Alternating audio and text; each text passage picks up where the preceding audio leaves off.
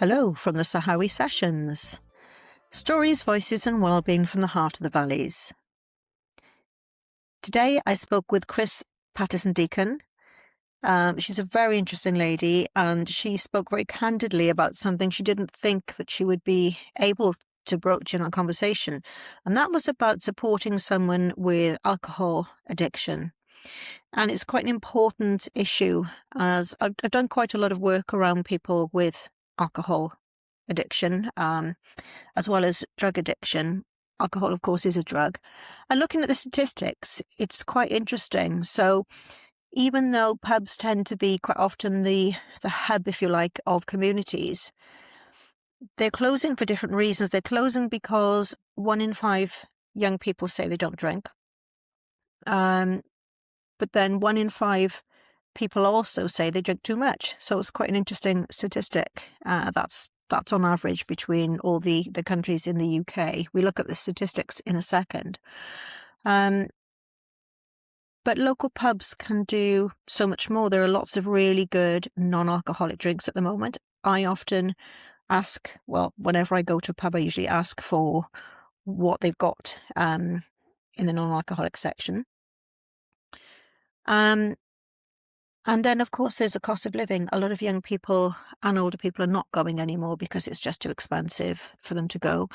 And then, of course, the pubs have their own overheads as well. So it's an interesting concept. Now, talking of pubs, at the same time, we want to support them, but more and more offer not only non-alcoholic drinks, but soft drinks and, of course, a meal. And talking of which, the Halfway Inn in Gethley Groes, it was closed quite recently, and it's going to be opening up again on Friday the 19th, which right now as I speak is tomorrow. So all the best to them. Hopefully I'll be able to get along a little bit later in the weekend and suss it out and maybe take some footage. I'll let you know how it is. But all the best to the Halfway Inn in Gethley Groes. Please support your local pub. You don't have to have alcohol. Maybe have a meal, have a soft drink, just meet up and have a chat with some friends over a couple of maybe soft drinks, or not if you want to. I think it's interesting, alcohol, because obviously we know it affects our health, but at the same time, there's a certain amount that we're told is safe. How much we drink, of course, is relevant to what's safe or not. And with 1 in 5 people saying they don't drink, and then 1 in 5 people saying they drink too much. Interestingly, in the last couple of months, we've had some digital NHS statistics out to say that in England, 23% of people are saying they don't drink, and in Wales, 17%. Now, no one's saying don't drink again, even though it is a drug and it is quite poisonous. It's also very enjoyable for some people, and nobody is stopping us drinking. So I don't want to sort of come on here and preach. I like a glass of red wine. I like a glass of beer. It's how much we're drinking. What's interesting is that people who are saying that they drank too much, looking at some statistics, over the limit, 20% of England say that they have drunk too much in the last year. That's 27% men and 15% women. And in Wales, 15%, which is about 15% women. Northern Ireland, 13%, Scotland, 20%. So there are a lot of people also drinking too much, and we do have guidelines on them. I'll put a link below the YouTube version of this for you to have a look, to see if you can compare a calculator to see how much you are drinking. I know that some people don't quite realise how much they drink until they sit down and really work it out. A little bit like overeating, where perhaps we don't realise what we eat until we start keeping a diary. What I think we forget sometimes is that when you are either living with or supporting someone who has an alcohol addiction, it can be really hard on you as a person, because often the attention goes to that person and we can't force them to do it. That old saying, you can lead a horse to water, but you can't make them drink, certainly applies to this. So we will be looking at some things that are coming up shortly. But first of all, I want to go to Chris's interview, because She's such an interesting lady altogether. And you'll see in the interview, if you're watching the video version of this, how she lights up when she talks about her life now as opposed to what it used to be. So it's over to Chris. Good morning. I'm here with Chris Paterson this morning. So I'm going to hand over to Chris. And could you tell us who you are and all about you, please? Gosh, that's quite an opening question, isn't it? Well, my name is Chris Paterson Deacon, and my profession now is a breakup and divorce coach and a Mackenzie friend. But my path, my journey to get to that has been long and winding, with my roots being in the arts, with my degree in architecture. Dabbling in theatre set design in London and West Sussex, and then teaching for a short while, and then I joined the military, which was a massive shock, really, to myself. I think also to the pupils as well. They couldn't believe it, but it was my mum's. My mum was adamant that I needed a job in uniform, and she was probably right. So I joined the military. I was a provost officer, which is police, for 16 years. I met my husband in the military.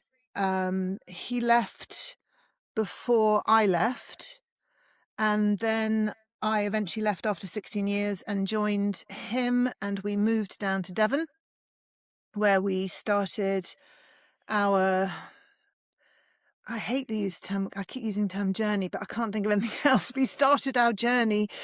We started to build our dream, and we renovated an old cottage, and life, the future and everything was looking exciting and new. But sadly, there were some struggles. And those struggles really came from issues that he carried over with him, in part from the military. And it eventually ended up with us divorcing, which was very sad, very unexpected, very shocking. Life just stopped. That's the only way I can describe it. Life just stopped because nothing made sense anymore. There was a period of time where his struggles continued, and I helped him with those struggles to try and get him back on his feet. But it was a continual cycle. And even though we were divorced, I continued supporting him up until the last 3 years of his life, when he had broken off all communication. And in hindsight, I think he absolutely did me a favour. I'm happy to explain that later on. But and then sadly, he passed away at the beginning of lockdown. Can I ask you, Chris? Yeah. Just going back to your military time, why did Yeah. your mum think you needed to have some kind of career in uniform? I think she recognised that I needed some kind of structure. I do tend to be a little bit like a bull in a china shop, and I'm here, there, and everywhere. And as a child, I must have been the biggest pain in the arse, because it was always, Mom, what can I do? I'm bored. What can I do? What can I do? I've always been very active. My mind is constantly on the go, and I'm always looking for the next adventure, the next bit of excitement. I was not one of those kids as I grew up. Certainly when I sort of came into those teenage years, I wasn't like other teenagers. I was not interested in boys. I mean, don't get me wrong, I was interested in boys, but I wasn't interested in boys. I wanted adventures. That's all I wanted. Yes. And Yeah. adventures to me were travel and going and experiencing other cultures, just basically just disappearing off into the world and just seeing what was out there. So I yeah, think when we spoke before, we talked yeah. about the possibility that you sort of presented as a younger person, and still do, as somebody that possibly has undiagnosed ADHD. Who Who knows? knows? Who knows? You mentioned it. It was funny because I remember when you mentioned it, I said, strangely enough, a partner of a very good friend of mine, who has been diagnosed with ADHD, said, Chris, have you ever considered that you might be ADHD? And I just laughed and said, why on earth do you say that? And he just pointed out various things about my personality, I guess, that indicate that. And I smile. I quite. Does it bother me? No. Do I need to be diagnosed? No. I don't really like labels anyway. But it was quite Yeah. comforting in a way to think, oh, I'm not some strange madcap bull in the china shop, difficult It does person. sound as It Yeah, does. exactly, and it does sound like you manage it very well, whatever it might be, or Hmm. just your personality. It sounds like you manage as using your energy and your quest for something all the time, almost as a superpower. That's how I like to think of it anyway. I So love that. you're always on the go, you're always looking for something else. Always, always. I don't.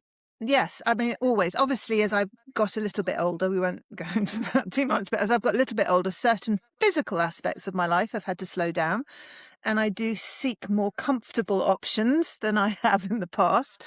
But yeah, my mind's always on the go. I get. It's just. I mean, it's hard for me to put into words sometimes because before I was speaking to you, I was reading a book called The History of Magic. It's just, to me, it's fascinating. There's so much information out there. There's so much to learn. There's so many people to talk to. There's so many places to go to, adventures to be had. I just don't want it to stop. So do you feel that, firstly, I mean, two questions. Firstly, do you feel that now you need to make up for the time where you were caring for your ex-husband in a way? And also, while you were looking after his well-being, what about yours? What happened to that?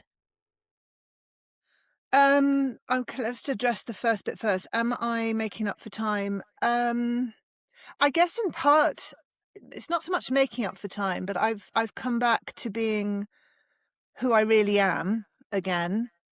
And this time round, I'm really embracing it. Instead of thinking, what's wrong with me? Why am I different? Why don't I want the same things that other people want? I'm thinking, yay, this is great. I'm just going to open every door and walk through and see what happens. So Um, how are you not celebrating that until now? What was it about when you were younger where you felt you couldn't do that? because I don't think because I think, look, I think, to be honest, and it's funny because I was thinking about this morning as well. I think what often happens when we are younger is that, and I'm going to use words which I think we get brainwashed. I think we get brainwashed by in all sorts of ways.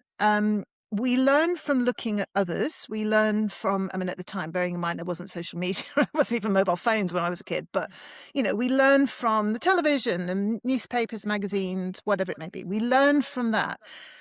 And I think what was sold to us, or me at that age as I was growing up, was that the norm was to want to go and meet your knight in shining armor and do all of the things that come with that and have the white picket fence and the roses around the door and all of that malarkey. And that was reinforced by the relationships I had with girlfriends who were slightly obsessive in certain cases about boyfriends and whether they should go on the pill or what they should do. And it was almost to me like it was another language that I didn't really understand. And I put it down to the fact at the time, and I'm sort of focusing on relationships, but I put it down to the fact at the time that I was at an all-girls school. I didn't have any brothers. Um, I didn't have a blinking clue about men or boys. So perhaps it was just me because I was just this weird, nerdy person who just didn't think the same way. So I do think there's a lot of brainwashing that goes on when you are younger and you feel that you have to fit a mold, you have to be a certain way. Why I've changed now, it's been a gradual process of, in part, healing from a lot of the stuff, not just from looking after or being in that situation with my husband, but I just think in general, because, life throws all sorts of crap at us from a very young age, and Mm. we carry it with us for a long time. And sometimes we don't know that we've carried it with us, but we have. And it's kind of learnt behavior.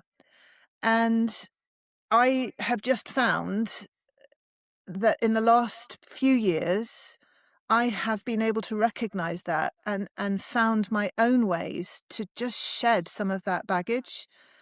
Um, and it's truly liberating and exciting. That's the only way I can describe it.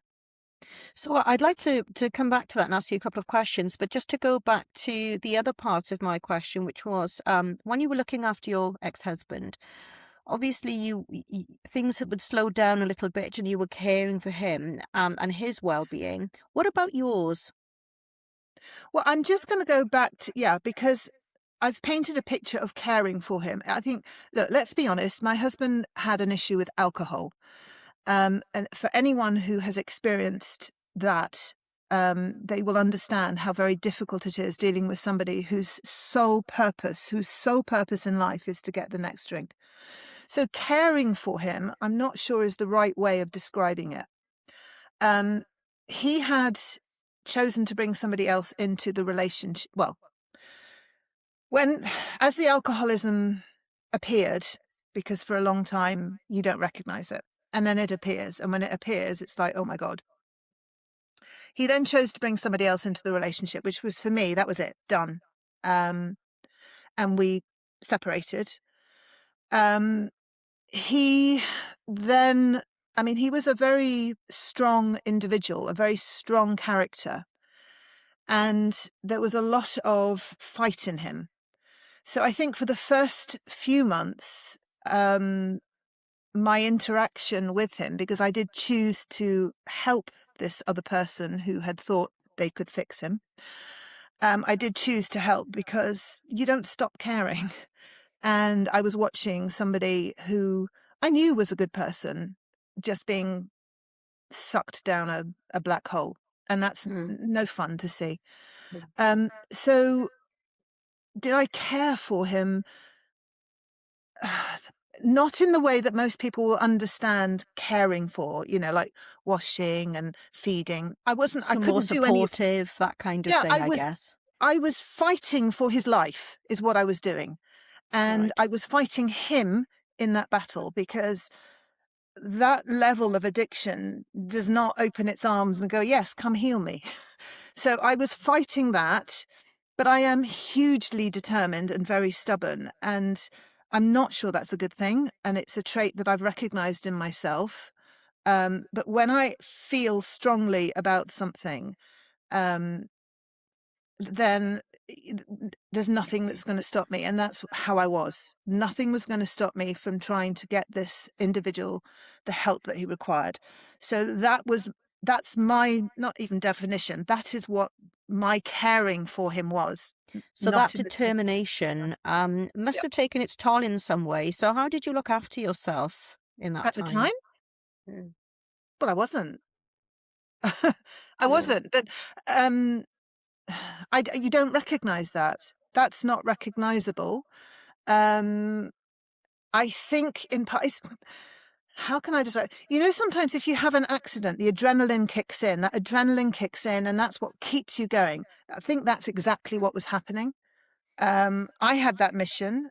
Maybe this was part of the military training. I don't know. Maybe it was something that the military recognized in me, and then the military brought out a bit more in me. I don't know. But yeah, that passion and drive came from a strong place of caring and of love. Excuse me. And that's what drove me forward. So how long? So after, obviously, sadly, he passed away, Yeah. and all of a sudden, you've got this time where you were determined. You were on a treadmill, as you sort of said, trying to support. How did you then start to go on this? And I used the word journey earlier, where you decided to reclaim who you really are. Okay, well, just to make that a little bit clearer, sorry, just to make that a little bit clearer, there came a point in that process of me battling to try and help save his life. There came a point when he turned around to me and said, "Am I allowed to swear?" Yes. He turned around to me and said, fuck off out my life. And at the time, that felt incredibly harsh and undeserved. But do you know what? I think he knew it, and I learned that that was the kindest and the best thing that he could have done for me. Because every single day, I was I didn't have a life. I was constantly concerned because we were apart. He was living somewhere else. I was here in Devon, and I was, in contact with him every day, terrified that I would hear that was drinking again, terrified to know what was going to happen. So I didn't have a life at all, and I was going down the same black hole. Not that I was drinking, but that literally I had no life. Mm. Um, so yeah, I'm so sorry, I've forgotten the question. So you're now in a process where Oh, you're finding yourself a little bit more and trying to recapture who you are. So yeah, what was the no, I beg your transition pardon. like? Yeah. So once he said that and in effect cut those cords, I initially felt I initially went into survivor mode, I think, which was disengaging with pretty much everybody and everything and just existing. I mean, don't get me wrong, I wasn't a hermit, but I was pretty much a hermit actually. But I did have friends, but I had my dog, my beautiful dog, which is why that dog was so Mm. special and important to me. Um, yeah, so I think I just went into survival mode, and then slowly I started to put feelers out. And by that I mean I don't starting to stretch your wings and think, what can I do? What am I comfortable with? Does that feel right? What do I want? And the first thing I did, actually, because at the time my wonderful friends had picked me up and allowed me to rent their cottage from them to give me some space. But the first thing I did was then to go and get myself settled in my own home again, and that was really important for me. Um, Mm. so that was the first step, and I have been so blessed by having wonderful people around me. Um, and my dog, I genuinely believe my dog was the most important. Well, he was the most important thing in my life over that period. He got me through. He got me up in the morning. Mm. He was my purpose. I think I would have struggled. Um, but that was 2016. I was divorced. 2000, when was lockdown? Was it 2020 or 21? 2020.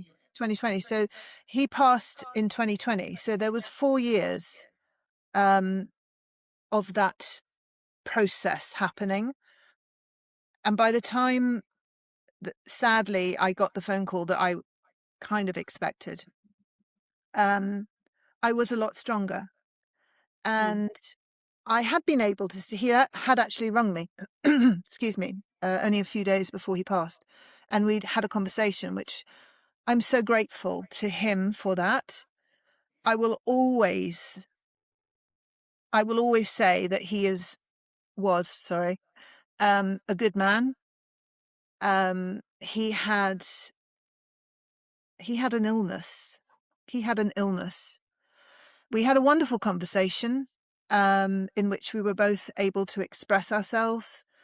Unfortunately, he was drinking, but we still managed to express ourselves in a way that was kind and caring and loving. Um, he did reach out and ask for me to basically come and save him again. And I very gently and kindly said that until he ended that relationship with alcohol, no. Now, I couldn't have done that 4 years ago, the previous, when this, so that, progress was being Mm. made. I don't wish that to Mhm. sound trivial because we're talking about his life, but it, you can't, you can't, not with an addiction. It has to come from the person. But as I Absolutely. And explained, everybody around him who loved him was just waiting, mm. and then we would be there and we would support.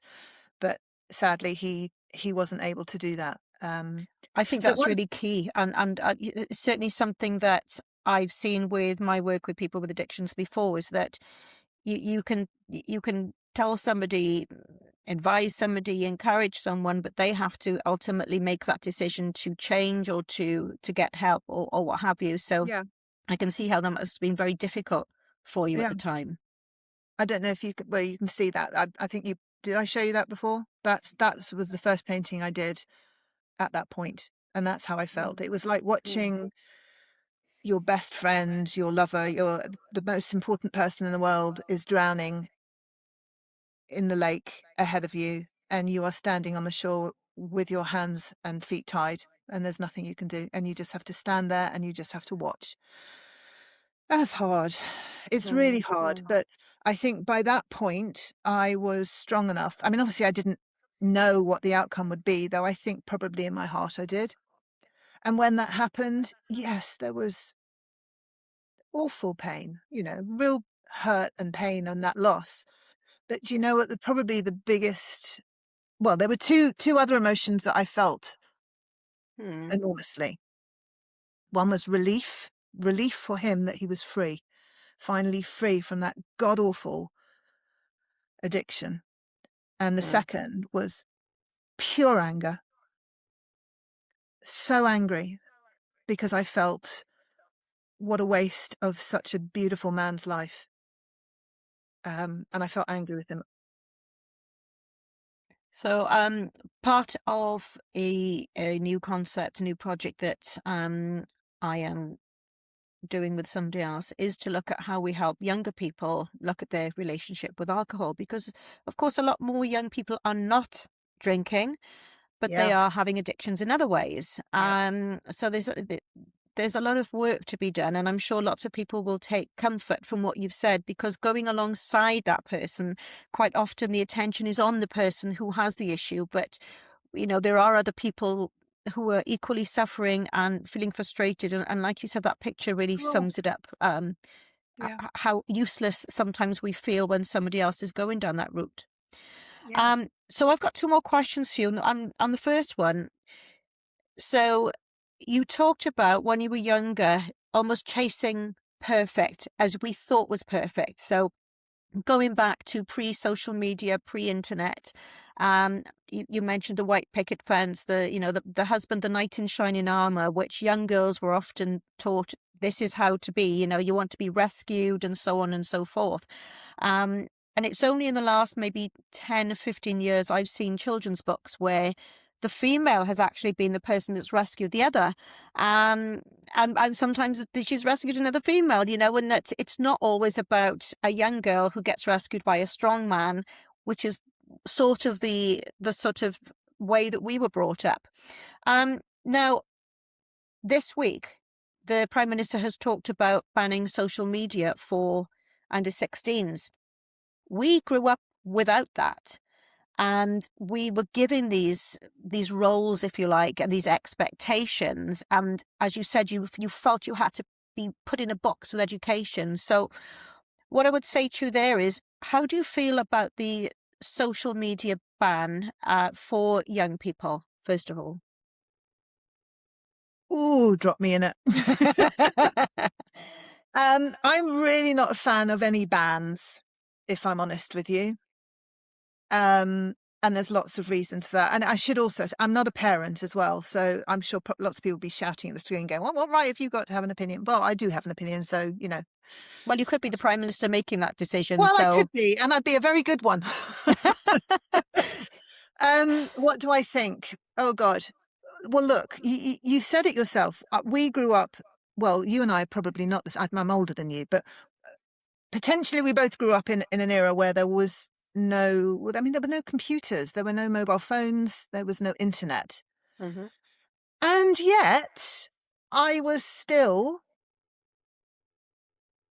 perhaps not in the same way, but I was still being told subliminally what I should be. And that came from my interaction with other girls of my own age, from magazines, Mhm. from television, What was your favourite from anything magazine? else that was out there. Not from my parents, I might add. My No. parents, no, not at all. My parents, well, yeah, no, not at all from my parents. So what sort of magazines did you like? I mean, that can be Oh quite an God, we used to. It was a Cosmopolitan, Marie Claire. oh, posh Um, ones. oh yeah, posh ones. Come on, don't get this voice for nothing. Um, yeah, Cosmopolitan. I can't remember them now, but stuff like that they used to read Mm, when, or you'd think. I do remember thinking if I bought Marie Claire, somehow that made me really cool. That that I that was, see. that made me relatable to that really hot model on the front cover. That was actually me. Just the way most teenage girls think, That's really interesting actually, because you're talking about a set genre really of magazines there, and Yeah, I'm saying no. they were posh. And I'm thinking when I grew up and it was Jackie and I can't remember some of the others, Girl, all kinds of ones. But it's very similar in my view to social media these days, where the young people are following a set amount of people and a genre, and perhaps still being quite blinkered in what they're looking at. So as you said, Yeah. perhaps the ban maybe isn't really giving them. Well, look, what I will say is that I do think that social media is addictive in a different way from the way that magazines or television used to be in our day. I do, because of the speed and the access that information comes, and the Yes. stimulation that Mhm. it's feeding. The You brain don't rot. get those. Yeah, well, I mean, listen, I was blimming well scrolling this morning. And, I'm 59, nearly 60 for God's sake, but we all do it. But I think it's the stimulation that is being craved that becomes addictive. Because if you don't have that stimulation, well, what do you do with your life? I Mm. remember there was an interview on the television, and this little girl was being interviewed by the TV, and and they'd had to do a little survey about how much screen time they'd spent, and she fully admitted on that particular day, it was a weekend, 9 hours, 9 hours she'd spent on the screen. And so the presenter said to her, "What do you think you'll do now that, when it's banned in, I think, is it May next year or whatever it is?" And she went, "Stare at a wall." Now, that's interesting, isn't it? It is, isn't So, it? what am I trying to say here? I'm trying to say that I don't like the idea of bans. Um, I'm not a parent. I'm an auntie, but I'm not a parent.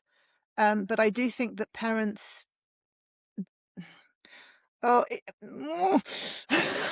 I It's a think that difficult one, isn't it? it's a really difficult one, because I'm going to come out with something and everyone's going to go, "Oh my God, well, what does she know? She's not a parent." But I do think that parents do have a responsibility to ensure that kids of a certain age, and once you get to teenage years, a hell of a lot harder. Mm. But certainly, if you see young children using phones, you do question why they have them. But do you know what is more important?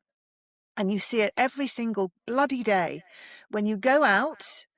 In fact, I have fun counting it. If you sit on a bus or a train, or if you're in London on the Underground, or you go into the supermarket, go into a coffee shop, go into a restaurant, how many people, and I'm not talking children, I'm talking adults. Mhm. And on the basis that a child will follow the lead of the adult. So if adults are walking around with this, or think it's okay to sit in a restaurant with, even if they're not looking at it, that bloody phone is sat there on the table, pulsating its algorithms and drawing the energy from you. I'm sorry. Banning kids from it is, yes, I understand, but maybe we need to look a little bit beyond that and say, what is the adult population's relationship with this little box Mm, that we have mm. with us all the time? So almost like a phone etiquette then. I think some people are talking about going back to the dining table because it wasn't happening before, and maybe not. Whereas we might have sat in front of a TV, now people sit, and they look at their phone, as you said, when Oh, they're no, eating no, they'll sit in front of the television with the phone. with the phone. That's my point.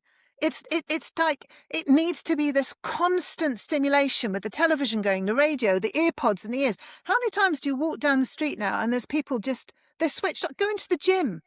That drives me nuts. Go into the gym. Every single person is either like this or with this, completely cut off from any normal communication with a human being.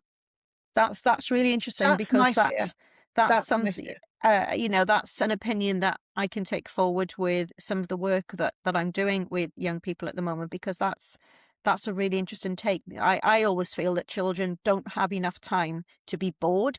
They need to be bored. They need to start thinking, I can make my own fun, and they need to spend a lot more time outside and actually moving themselves. So, I mean, that's just my take on it. Um, just to come back to, I've got one more question for you, Hmm. and that is, what does your life look like now? Very different. Very different. I have found something that gives me enormous satisfaction. I feel passionately about it.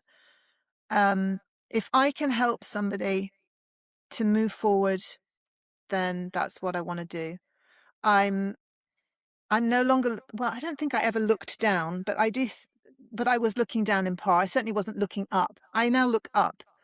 I'm embracing any opportunity that comes my way, you know, and I'm not talking in on a business sense. I'm talking in general, just in general. Um, it's still very full and it's still very varied. And it always will be. And I still have a passion for traveling, which unfortunately really prevents me from having a dog again.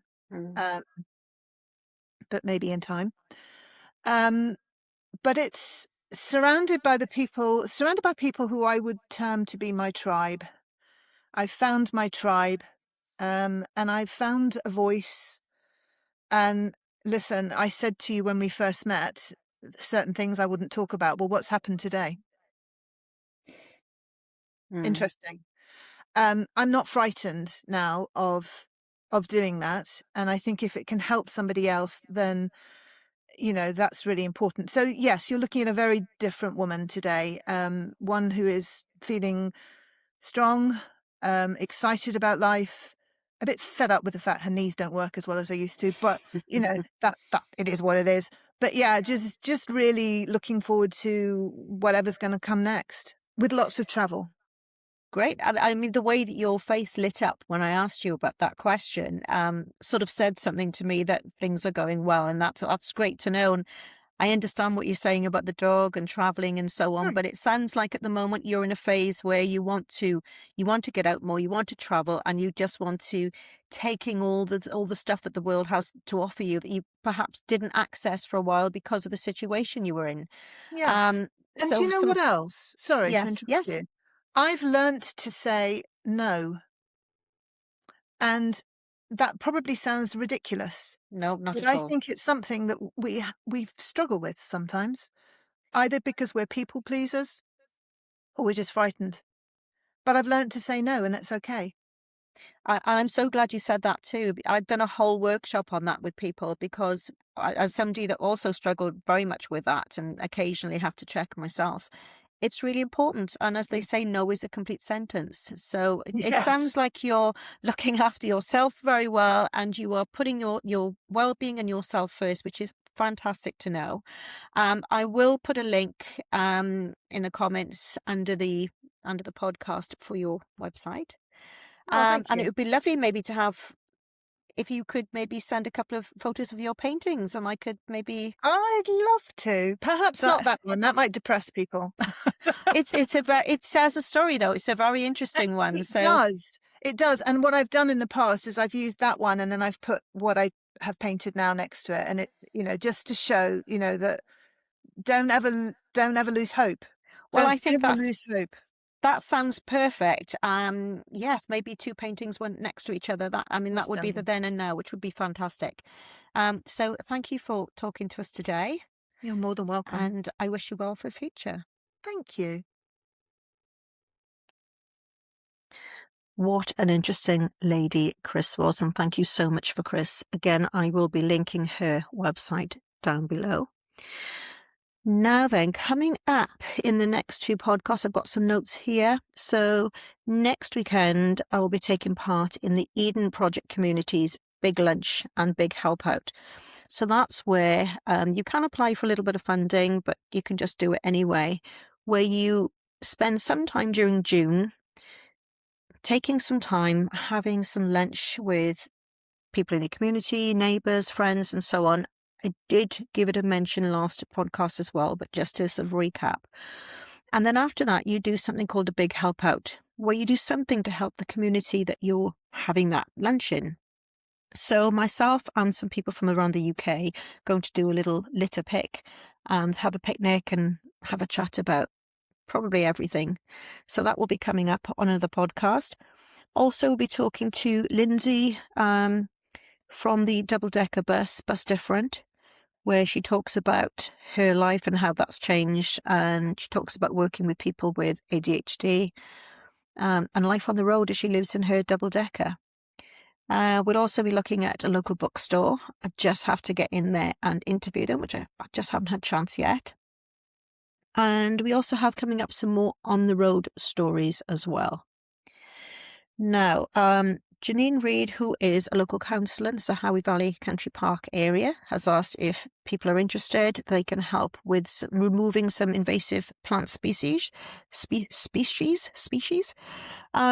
You can find all about that in the Sahawi Valley Country Park Facebook group if you're interested in that. What else do I need to pass on? Interesting question. So I broached this with Chris, the social media ban that's coming in for young people under 16. As somebody who's starting a new CIC, talking about this with a business partner and some other people the other day, and just now with Chris, what do you think of the social media ban? Do you think it changes free speech? Do you think that they'll access it anyway? Of course they will. Do you think that it's a good thing that far too many children are constantly on screens of some kind and that it might help them? Chris brought up a really interesting point in that it's not just about being in front of a screen. So years ago, you might have been put in front of the TV for a while, but now with a phone, you are just scrolling and the information is bombarding you very quickly. And there is evidence to show that it's causing what we call brain rot. So it is causing people to have much lower spans of attention, which I know teachers, speaking to a few of them now, are saying it is showing in class where the children's focus is much less. Concentration span is really poor.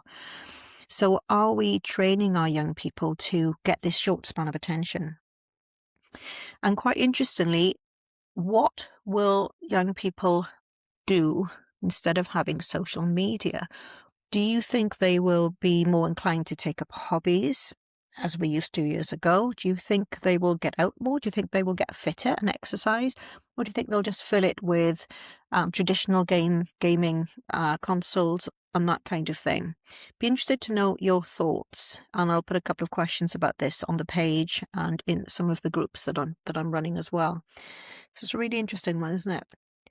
Anyway, again, thanks to Chris for coming on board today, and I will leave it there until next time. Let's hope the weather will improve. It's been a little bit rainy after our really hot spell. And again, if you've got anybody you'd like to give a shout out to, whether it's a service, whether it's a local cafe, a pub, a walk, an event, please get in touch on the Sahawi Sessions phone line on 074 970 79907, and I will see you soon. The Sahawi Sessions is part of the Yellow Rhino brand.